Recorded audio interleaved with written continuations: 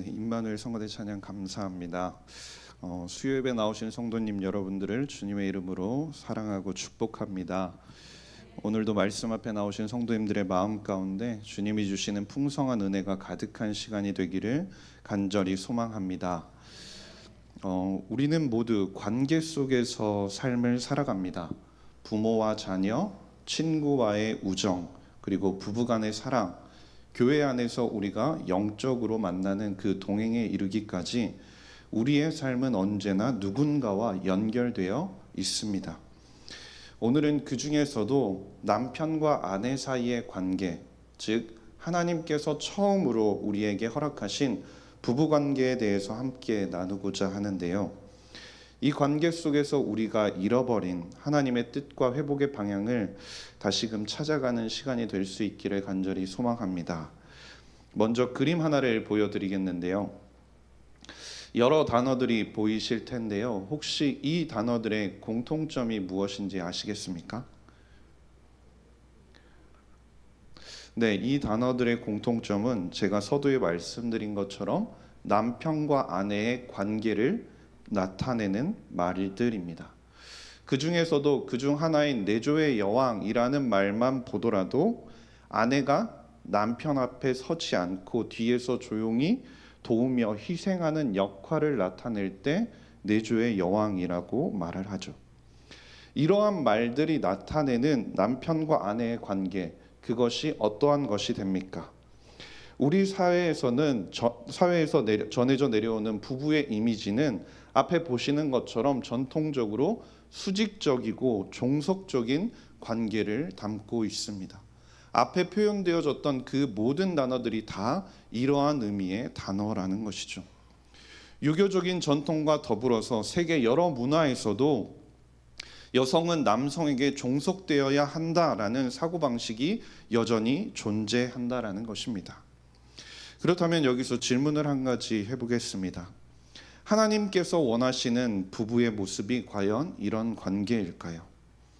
하나님께서 가장 작은 교회의 모습, 표본이라고 할 때, 가정이 가장 작은 그 표본이라고 할 때 남편과 아내는 수직적이고 종속적인 관계를 맺으면서 살아가는 것이 하나님께서 보여주신 가장 작은 그 교회의 모습일까요? 그것은 아니라는 것입니다. 하나님께서 에덴 동산을 만드시고 아담과 하와를 그곳에 살게 하셨습니다. 그런데 하나님께서 먹지 말라고 명령하신 선악과를 두 사람이 먹게 됩니다. 그리고 나서 그들이 에덴 동산에서 쫓겨나기 전에 하나님께서 하와에게 하신 말씀이 있습니다. 창세기 3장 16절 말씀인데요. 우리 창세기 3장 16절 말씀을 함께 읽겠습니다. 시작. 또 여자에게 이르시되 내가 내게 임신하는 고통을 크게 더하리니 내가 수고하고 자식을 낳을 것이며 너는 남편을 원하고 남편은 너를 다스릴 것이니라 하시고. 아멘. 여기서 이 말씀을 다시 보시면 노란색 글씨로 뭐라고 말씀하고 있습니까? 너는 남편을 원하고 남편은 너를 다스릴 것이니라 라고 말씀한다라는 것이죠. 이 말씀이 주어지는 것이 무엇입니까? 인간의 타락 이후에 일어나는 왜곡된 질서를 설명하고 있다라는 겁니다. 여기서 다스리고 사모하게 될 것이다 라는 것은 결국은 의존적이 된다라는 의미입니다. 남편이 아내를 다스리고 아내는 남편을 의존하게 되는 관계는 하나님께서 제일 처음에 만들어 주셨던 창조의 원형이 아니라 타락의 결과라는 것입니다. 우리가 당연하다고 여기면서 살아가고 있는 이 것들, 익숙하게 여기는 순종하고 복종하고 내조하고 이러한 말들을 통해서 부부 사이의 높낮이를 이야기하고 순종이라는 이유로 헌신을 요구하고 복종을 요구하고 이러한 것들이 하나님께서 원래 만들어주셨던 창조의 본래 질서가 아니라 타락 이후에 형성된 비정상적인 질서라는 것입니다. 하나님께서 우리를 창조하신 원래의 목적과 창조의 질서가 아닌 타락의 질서라는 것이죠. 그렇다면 하나님께서 본래 창조하신 남편과 아내의 관계, 그 관계는 무엇이었을까요? 하나님께서 아담에게 하와를 지어주신 목적이 무엇이었을까요? 하나님의 천지 창조를 쭉 살펴보면 하나님께서 천지를 창조하신 이후에 모든 상황이 하나님께서 보시기에 좋거나 매우 좋게 이루어졌다라고 말씀을 하시는데요. 창세기 1장 31절 말씀을 보면 하나님이 지으신 그 모든 것을 보시니 보시기에 심히 좋았더라. 저녁이 되고 아침이 되니 이는 여섯째 날이니라 라고 말씀하셨습니다. 하나님께서 천지를 창조하시고 나서 그것들을 보시면서 모든 것이 심히 좋았다라고 말씀을 하신 것입니다. 그런데 그 뒤를 보면 유일하게 하나님께서 보시고 좋지 않게 여기신 것이 한 가지 나오는데요. 창세기 2장 18절 말씀인데요. 우리 함께 읽도록 하겠습니다. 시작. 여호와 하나님이 이르시되 사람이 혼자 사는 것이 좋지 아니하니 내가 그를 위하여 돕는 배필을 지으리라 하시니라. 아멘. 하나님께서 유일하게 좋지 않다라고 보신 부분이 무엇입니까? 사람이 혼자 사는 것이 좋지 않다라고 말씀하신 것입니다. 그래서 하나님께서는 사람이 혼자 사는 것이 좋지 않은 그 아담을 위해 무엇을 지어주겠다라고 말씀하시냐면 돕는 배필을 지어주겠다라고 말씀을 하신다라는 것이죠. 그런데 이어지는 말씀을 보면 조금 이해가 되지 않는 하나님의 모습이 한 가지 나옵니다. 하나님께서는 아담이 혼자 사는 것이 좋지 않다고 생각하셨고 돕는 배필을 지어줘야 하겠다라고 말씀을 하셨습니다. 그렇다면 우리가 생각하기에 하나님께서 무슨 행동을 하셔야 할까요? 아담을 재워야 했습니다. 그런데 하나님께서는 아담을 재우는 것이 아니라 하나님께서는 먼저 아담 앞에 각종 동물들을 데려오셨다라는 것이죠. 창세기 2장 19절 말씀인데요. 여호와 하나님이 흙으로 각종 들짐승과 공중의 각종 새를 지으시고 아담이 무엇이라고 부르나 보시려고 그것들을 그에게로 이끌어 가시니 아담이 각 생물을 부르는 것이 곧 그 이름이 되었더라라고 말씀하고 있습니다. 각종 동물들을 아담의 앞에 지나가게 하시고 그리고 나서 아담에게 각각의 이름을 지어주게 하십니다. 하나님께서 갑자기 왜 이런 작업을 하신 것일까요? 그것은 아담에게도 스스로 돕는 배필의 필요성을 알게 하시기 위해서였습니다. 아담에게 각종 동물의 이름을 지어주는 과정 가운데서 그 수많은 동물이 지나가면서 짝을 이루면서 지나가는 그 과정을 보면서 자신과 함께 살아갈 동반자의 필요성을 느끼게 되었다라는 것이죠. 그런데 하나님께서 그 이름을 지어주게 하신 수많은 동물들, 자신의 앞을 지나가는 그 동물들은 아무리 보아도 그 중에서는 그가 마음을 열고 교제할 수 있는 짝이 없다는 것을 아담이 깨닫게 된다라는 것이죠. 그래서 창세기 2장 20절에서 이렇게 말씀하는데요. 아담이 모든 가축과 공중의 새와 들의 모든 짐승에게 이름을 주니라. 아담이 돕는 배필이 없으므로라고 말씀을 하는 것입니다.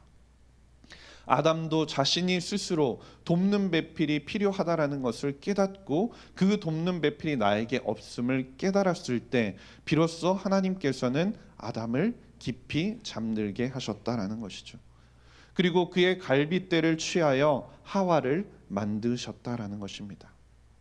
그렇다면 하나님께서 아담에게 이렇게 허락하신 그 돕는 배필이라는 것이 정확하게 어떤 의미인지 우리가 살펴보고자 하는데요. 많은 사람들은 그리고 흔히 돕는 배필이라고 하면 단순히 보조적이거나 종속적인 존재로 오해를 하고는 합니다.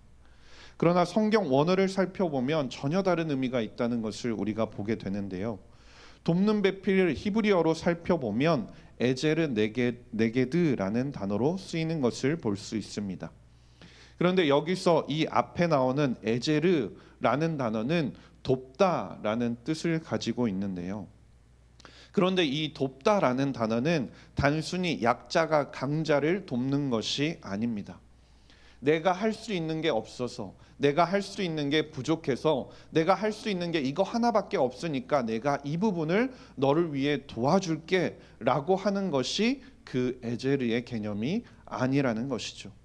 오히려 강한 자가, 모든 것을 할 수 있는 자가 약한 자를 도와주는 의미로 쓰이는 단어라는 것입니다.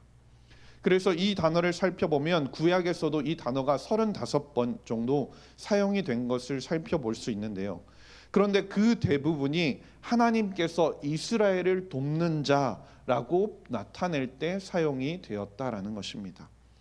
시편 30편 10절 말씀을 보면 여호와여 들으시고 내게 은혜를 베푸소서 여호와여 나를 돕는 자가 되소서 하였나이다 라고 할 때 여기서 사용하는 단어 이 돕는 자가 바로 에제르라는 것이죠. 이뿐 아니라 다윗이 여호와는 나의 도움이시다 라고 표현할 때 그렇게 찬양할 때도 이 단어가 사용이 되었습니다. 게다가 신약 성경에서는 성령님과 보혜사를 지칭할 때도 같은 개념의 단어가 쓰였다라는 것이죠. 그렇기 때문에 하나님께서 만들어 두신 하나님께서 아담에게 허락하신 이 돕는 자라는 것은 남편과 아내가 서로 각각 도움이 필요한 존재이자 동시에 상대방을 도울 수 있는 능력을 소유한 존재라는 것입니다. 일방적인 관계, 종속적인 관계가 아니라 상호적인 관계로 서로 돕는 자로 지음을 받았다라는 것이죠. 또한 이어지는 단어인 네게드라는 것을 살펴보면 이 네게드라는 단어는 앞에서 상대와 마주보고 대면하다라는 뜻의 단어에서 파생된 말인데 쉽게 말하면 마주보는 자라는 말을 의미합니다. 즉 서로 수직적인 관계가 아니라 동등한 위치에서 서로를 마주보며 서로를 위해 돕는 자라는 것이죠. 그렇기 때문에 이 두 단어가 결합해서 나타내는 하나님께서 아담에게 허락하신 이 돕는 배필이라는 것은 단순한 조력자나 조연이 아니라는 거죠. 뒤에서 숨어서 드러나지 않는 사람이 아니라는 겁니다. 서로 동등한 위치에서 서로를 동일하게 바라보며 서로를 돕고 서로를 세워주는 그러한 관계를 뜻하는 것이 하나님께서 허락하신 돕는 배필이라는 겁니다. 그렇기 때문에 아담은 하나님께서 자신의 갈빗대로 만들어주신 그 하와를 처음 보고 이렇게 고백하는데요. 창세기 2장 23절 말씀인데요. 우리 함께 읽도록 하겠습니다. 시작.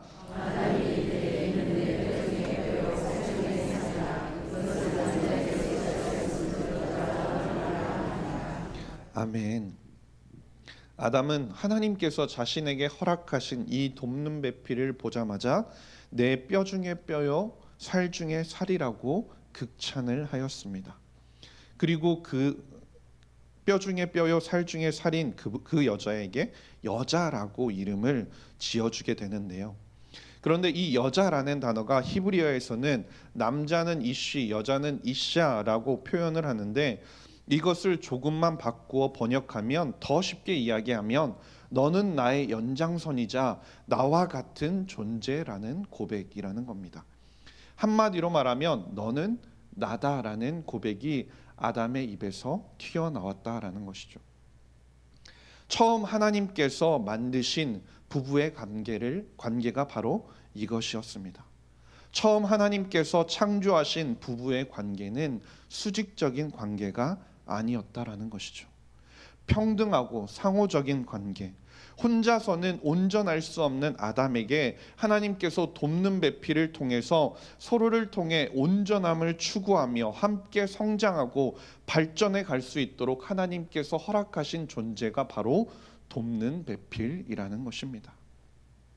그렇다면 하나님께서 왜 이러한 관계를, 왜 이러한 존재를 아담에게 허락하셨을까요?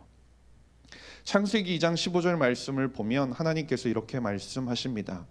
여호와 하나님이 그 사람을 이끌어 에덴 동산에 두어 그것을 경작하며 지키게 하시고, 그리고 창세기 1장에서 보면 이렇게 말씀하는데요. 창세기 1장 28절 말씀을 보면 하나님이 그들에게 복을 주시며 하나님이 그들에게 이르시되 생육하고 번성하여 땅에 충만하라, 땅을 정복하라, 바다의 물고기와 하늘의 새와 땅에 움직이는 모든 생물을 다스리라 하시니라라고 말씀하고 있습니다. 하나님께서 아담에게 주셨던 첫 번째 사명이 바로 이것이었다라는 것이죠.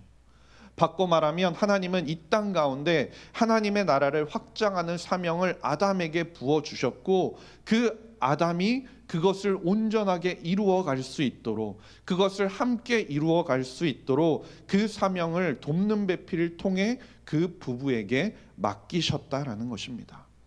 하나님의 나라를 세워가는데 서로 돕는 배필이 되도록 아내를 허락하셨다라는 것이죠. 즉 돕는 배필이라는 것은 하나님께서 맡기신 이 사명을 함께 감당하기 위한 사명의 동반자로서 하나님께서 허락하신 존재라는 것입니다. 그런데 우리가 신약 성경으로 넘어오면 사도 바울은 이 돕는 배필의 관계를 예수님과 교회의 관계로 확장하여 설명하고 있습니다. 예배소서 5장 31절과 33절 말씀인데요.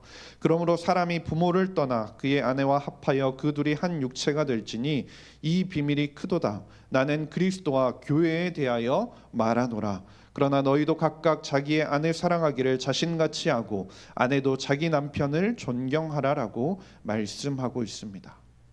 바울은 창세기의 아담과 하와에게 허락하셨던, 하나님께서 허락하셨던 그 관계를 마지막 아담 되시는 예수님과 예수님의 신부되는 교회, 즉 우리를 보여주는 것으로 보았다라는 것이죠.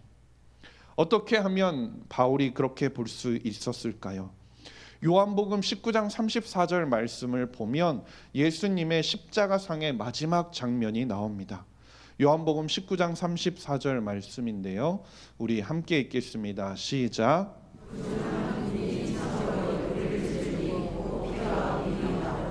아멘.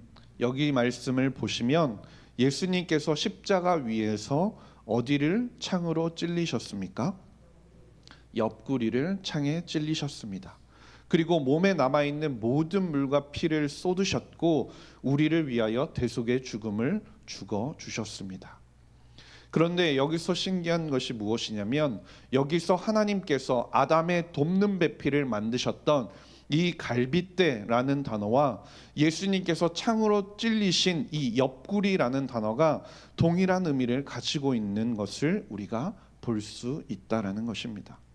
이것이 어떤 의미이겠습니까? 하와가 아담의 옆구리에서 나왔듯이 예수님의 옆구리에서 피와 물이 흘러나와 신부된 교회가 세워졌다라는 겁니다. 하나님께서 우리를 택하시고 예수 그리스도의 피를 흘려주심으로 말미암아 신랑 되신 예수 그리스도를 돕는 배필로 우리를 세워주셨다라는 것입니다. 교회 안에 여전히 머물러 있는 우리의 모습이 어떠합니까? 우리는 어떤 때 우리의 모습을 보면 여전히 타락한 현실과 상황이 회복되지 못한 채로 살아가고 있을 때가 있습니다. 여전히 타락의 원리를 가지고 서로를 바라보고 있을 때도 있다라는 것입니다. 그러나 우리는 단순히 구원받은 존재가 아니라는 겁니다. 우리는 하나님께 은혜만 구하는 존재가 아니라는 것이죠. 예수님과 함께 하나님의 나라를 세워갈 동역자, 세워갈 돕는 배필로서 우리는 부름을 받았다라는 것입니다. 이것을 우리가 기억해야 하는 것입니다. 우리는 영적으로 예수 그리스도의 신부입니다. 예수님이 십자가의 죽음으로 우리를 사랑하셨고 우리는 예수님의 신부로서 예수님과 한 몸이 되어 예수님을 사랑하고 예수님께 순종하며 순복하여 예수님이 완성하실 하나님의 나라를 세우는데 힘써 나아가는 돕는 배필의 사명을 우리는 감당해야 한다라는 것이죠. 그것을 위해 하나님께서는 우리를 세워주셨다라는 것입니다. 하나님은 천지를 창조하신 분이십니다. 그렇기 때문에 하시고자 했다면 얼마든지 수많은 아담과 하와를 만드실 수도 있는 분이셨습니다.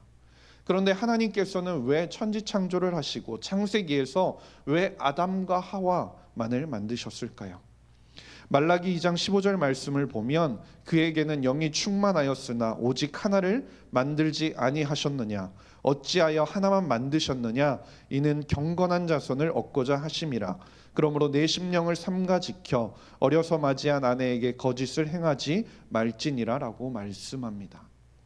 하나님께서 능력이 부족하셔서 하나님께서 생각이 짧으셔서 하나님께서 그것을 하실 수 없어서 수많은 남녀를 만들지 않으신 것이 아니라는 겁니다. 하나님께서는 단 하나의 부부를 통해 경건한 자손을 얻기 원하셨습니다. 하나님은 자신의 뜻이 얼마나 빨리 이루어지는가, 그것이 중요한 것이 아니었다라는 것이죠. 하나님의 사람으로 하나님의 방법을 따라 하나님의 일을 이루어 가길 원하셨다라는 겁니다.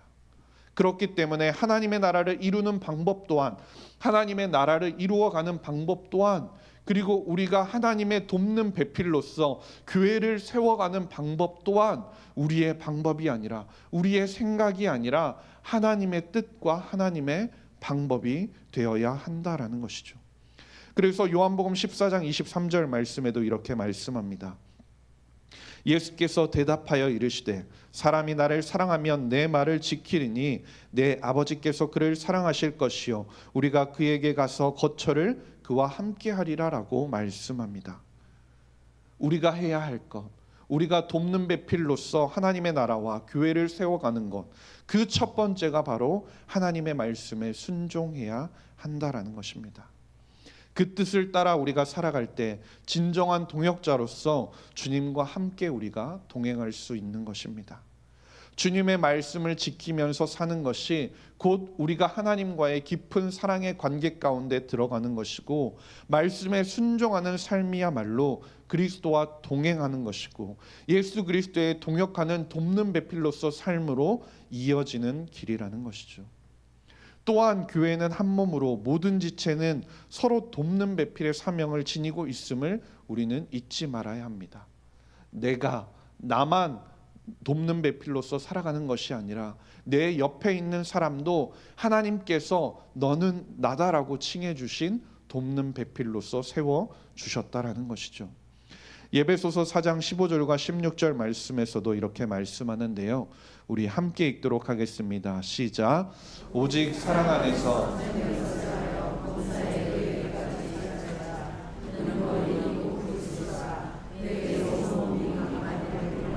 도움을 받음으로 연결되고 결합되어 각 지체의 분량대로 역사하여 그 몸을 자라게 하며 사랑 안에서 스스로 세우느니라. 아멘. 우리가 돕는 배필로서 살아가는 것, 그것은 단순히 우리가 교회에 나와서 함께 예배하는 것을 넘어서 서로를 돌보고 위로하고 격려하며 성숙하게 자라도록 이끌어 가는 것입니다. 이 역할은 어떤 특정한 사람만의 몫이 아닙니다. 저 사람이 더 잘하니까, 저 사람이 더 뛰어나니까, 그렇기 때문에 저 사람만 하면 된다가 아니라는 것이죠. 돕는 배필의 그 뜻이 무엇이었습니까? 보조자의 역할이 아닙니다. 뒤에 숨어 있는 역할이 아닙니다.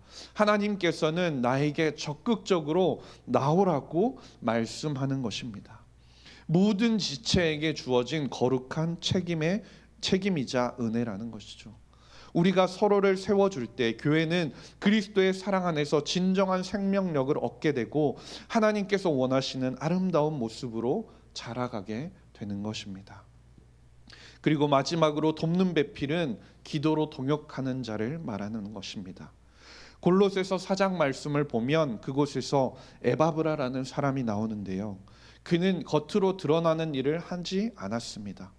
그러나 그는 보이지 않는 곳에서 교회를 위해 끊임없이 기도하는 동역자였는데요. 골로새서 4장 12절 말씀을 보면 그리스도 예수의 종인 너희에게서 온 에바브라가 너희에게 문안하느니라. 그가 항상 너희를 위하여 애써 기도하여 너희로 하나님의 모든 뜻 가운데서 완전하고 확신 있게 서기를 구하나니라고 말씀하고 있습니다. 그리스도의 사역, 교회의 사역은 단지 외적인 활동만으로 완성되는 것이 아닙니다. 그 모든 사역의 중심에는 기도로 돕는 손길, 눈물로 함께하는 영적인 중보가 필요하다라는 것이죠. 우리는 예수님의 사역에 외적인 것뿐만이 아니라 기도로 동참하는 돕는 배필로서 부름을 받았습니다. 기도를 통해 우리는 연약한 자를 붙들어주고 말씀 위에 서도록 서로를 세워주며 하나님의 뜻이 이 땅 가운데 이루어지기를 간구하는 것이 우리가 감당해야 할 동역의 자리라는 것입니다. 어쩌면 교회를 세우는 가장 귀한 동역의 자리가 될 수 있다라는 것이죠. 지금도 중고등부 연합수련회가 이 시간에 진행 중에 있습니다. 아이들이 주님을 인격적으로 만날 수 있도록 기도로 동역해 주시기 바랍니다. 그 아이들이 믿음이 더욱 깊어지며 굳건해질 수 있도록 기도해 주시기 바랍니다.